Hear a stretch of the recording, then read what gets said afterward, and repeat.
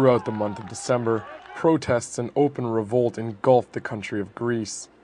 Actions have ranged from mass marches, to the occupation of television stations and schools, to the attacking of police stations and government buildings.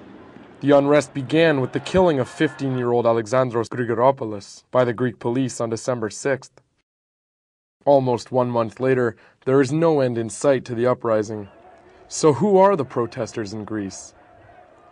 The Real News spoke to Dionysis Granis, an independent journalist in Thessaloniki, Greece. Most of the people involved are students and pupils. There is some workers' organizations, especially teachers, that are involved, and also some of the demonstrations were co-organized with the main workers' union of Greece, because there's also a big economic crisis and there's a lot of workers' demands.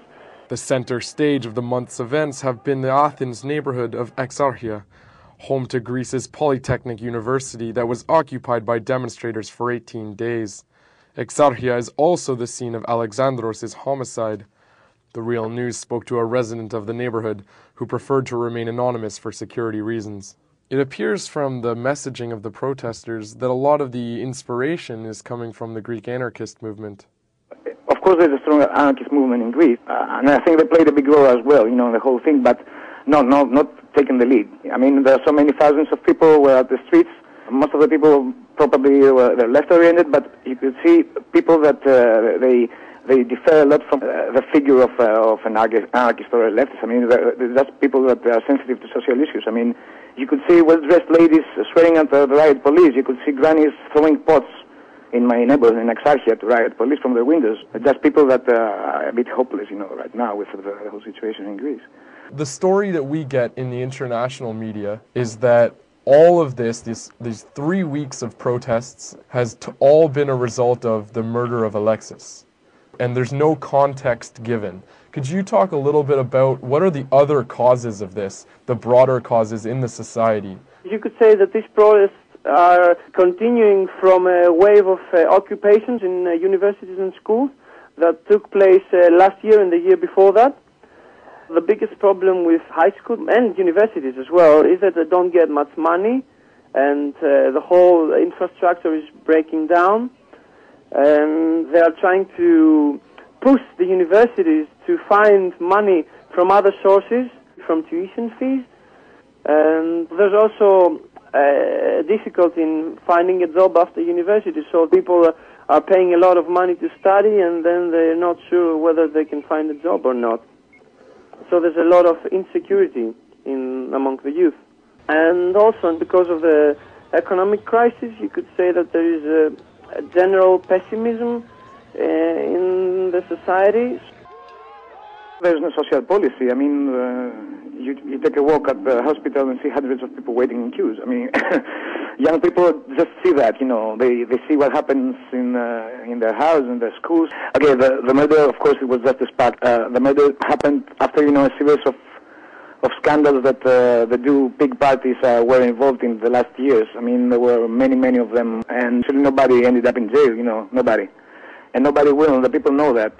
People see all this corruption, get angry. So you see a lot of destruction of banks. Is there a message to be taken from the fact that people are targeting banks? I can say that a lot of people sympathize with the attack against the banks. The banks have been really ruthless in Greece. They have been lending money at very high rates and taking people's houses. There hasn't been really much control on the part of the government, so people are really angry at banks. The youth has a deeper existential problem. It doesn't have to do so much with how much money people are going to earn. I think that the biggest problem has to do with, finding a purpose in life, for doing something that's worth it. In this country, a young person feels that there's no thing you can do in order to be recognized, to do something for your community and for your fellow men. So I think that the young people feel that there's nothing really worth doing at the moment. So that's why they're attacking the whole political system. Because also I think they feel that the left cannot represent them and express their agony. All these people, are really not organized in parties. They're not able to talk. They're not able to express all their agonies. So that's why they're reacting in this kind of way.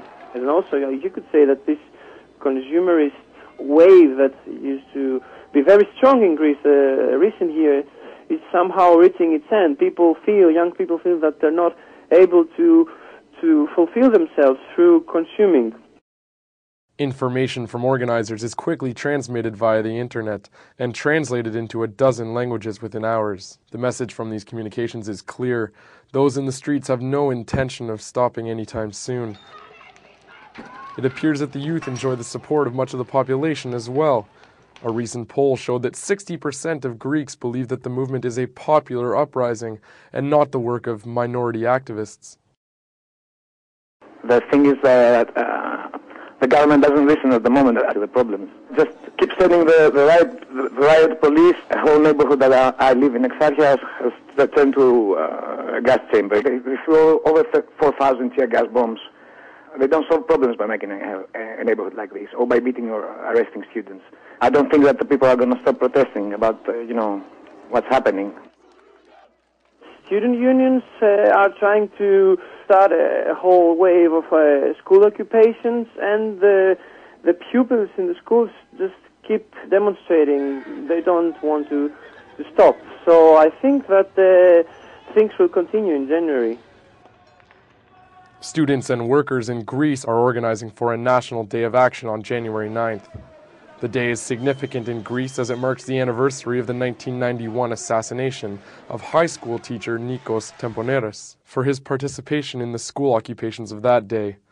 As 2008 comes to a close in Greece, there is no end in sight to the conflict and great uncertainty as to what 2009 has in store.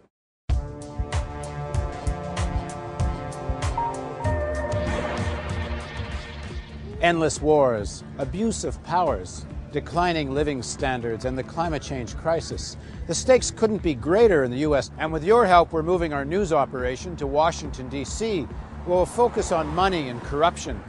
For example, big oil and arms companies shape American economic and foreign policy with far-reaching effects on the lives of ordinary people.